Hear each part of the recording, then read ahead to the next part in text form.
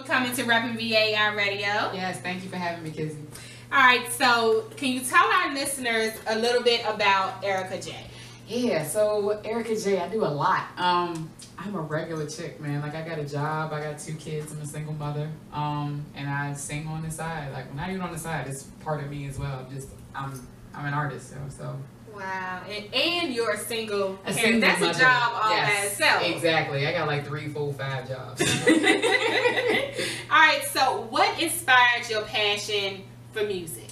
Oh man, I don't know, like music's always been a part of me. Like, I always reference my aunt when I was like 3 years old. She used to push up my belly in the mirror, like, you know. And I mean, my mom singing in the church, my grandma playing her jazz records. I've just always been around music, and it's always been a part of me. So. Okay. Yeah. So, did you start off in the church?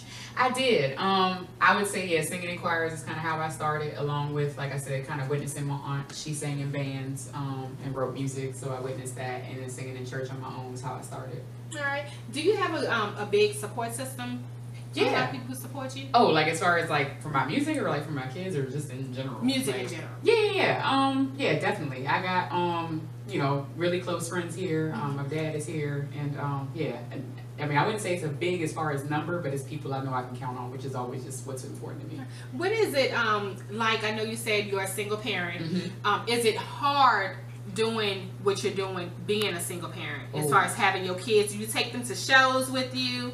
It's definitely hard because everything is a priority. You know, I can't set. I mean, my kids are always going to come first, but you know, I have to do this music because it's me. So sometimes they come to shows, sometimes I drag them to rehearsals, sometimes they're going to somebody's house. How do they feel about mommy being a singer? Oh man, like sometimes they'll try to be like, oh, she's singing again, but but then you know, like I'll catch them singing my songs, you know, and they'll be like, you haven't played that one in a while, mommy, or you know, and they dance to it, so it's cool. I like it.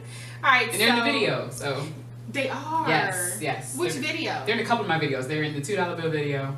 Actually, the preface for that song is a lot around them. I know we'll talk about that in a minute. Wow. But they're also making a cameo in the single family video. Okay. Yeah. Have you always wanted to be a singer, or did somebody inspire you?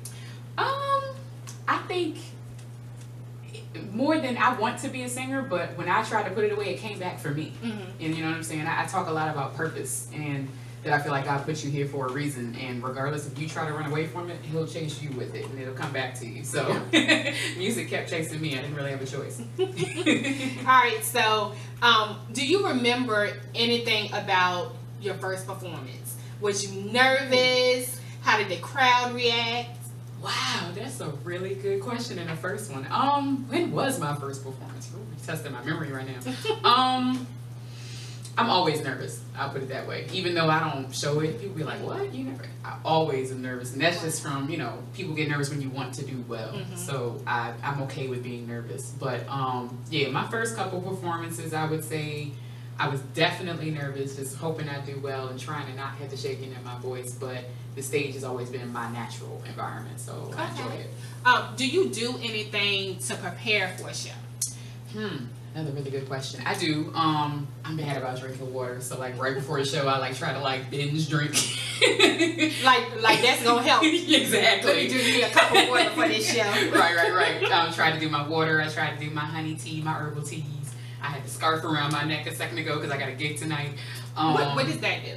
It just keeps the throat warm, especially like as we get, you know, into the fall and winter season, trying to keep the wind off of your throat. So. Yeah, and just, you know, I just try to remember my words. I pray. I'll pray as I sing, like, what's the next word again?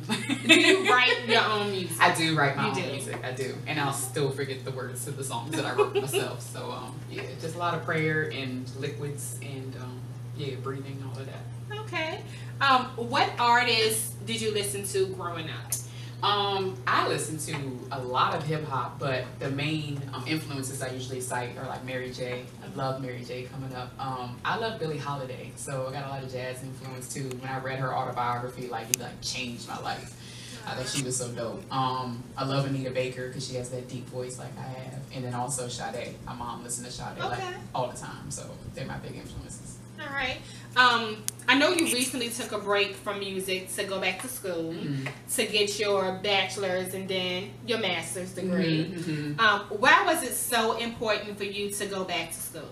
Oh, well, So for my bachelor's, I did that, you know, straight out of high school, whatever. But going back to get my master's, I did it right before I had my second son. And it was just, I just wanted more. You know, I'm always very ambitious, and I was like, all right, this job thing is cool, but I need more money. Like, and I want to do more things, and I like to learn. And I got my bachelor's in communication, but I wanted to learn more about the business side of things, especially if I was going to pursue music. So I got my master's in business. All right. A lot of females come here and they always say it's so hard being a female artist, whether they're R&B artist, rapper, or whatever. Can you tell our listeners what are some of the hardships you had to overcome in being a songwriter and a singer? You have good questions, Joe, because I just had this conversation with somebody like a week or so ago. I do think it's difficult for female artists. Some of the challenges that I still have to overcome sometimes is just, you know, I don't sell sex. And a lot of female artists, I ain't knocking it if that's what you do, but that's not me. And a lot of females have to rely on that, and I don't want to use that as my crutch. So it's harder for me as a female artist to get the attention, I feel, without using that. And then just sometimes your male counterparts may not take you as seriously because you're a female. I have my children, and as a mother, you know what I'm saying, that they come first. So where a man might be able to run out and just go do this, or be like, can you be here in 2 hours? Cool, I can't do that. So it's a constant struggle, and I just, you know, stay in prayer and try to keep the right people around me. So why do you think that females have such a hard time trying to make their presence known? Because just like you, I was recently in a situation where somebody told me females shouldn't be behind the mic. You know, that it was a male's job to do this. So why do you think that us females have such a hard time trying to make our presence known as far as being in the music industry? I don't know. I think like I said, I think it's just either that sometimes the industry gets so sex saturated, that's all we get seen as. I think it might be, you know, that not enough females get involved on the business side of things. I really don't know, and it's kind of crazy to me that people still think that way in 2014. Like, really? So I don't know. It's an ongoing struggle, I guess. All right. So let's talk about your single, Second Family. What inspired that song, and what made you decide to do a visual for the song? Second Family was written, I'll tell you the story. So there's a producer, MC, that was around here called Clef, named Clef Dollars. Yes, I know him. You're familiar with Clef. And he passed in 2012. Very close friend of mine. Very big influence on me deciding to pursue an indie career. And he was my second family. We had an event for his first birthday since he passed that his sister and his brother hosted. And when I was leaving that event, there was a producer I was working with. His name is LP. He's out of Texas. Shout out LP. And he was like, I'm working on this beat. It was like 2 in the morning, and he sent it to me, a video of it. And I was like, I like that joint. Send it to me. And he sent it to me the next day, and Second Family just came out. And basically, that song is just about how, you know, as you get older, you'll have friends, but that number of friends may dwindle. So it's like those people are really close to you, and they become like your second family. All right, well, we're about to go into Second Family. Y'all keep your internet radio locked in to REPNVA iRadio.com. When we come back, I will be still talking with Erikka J.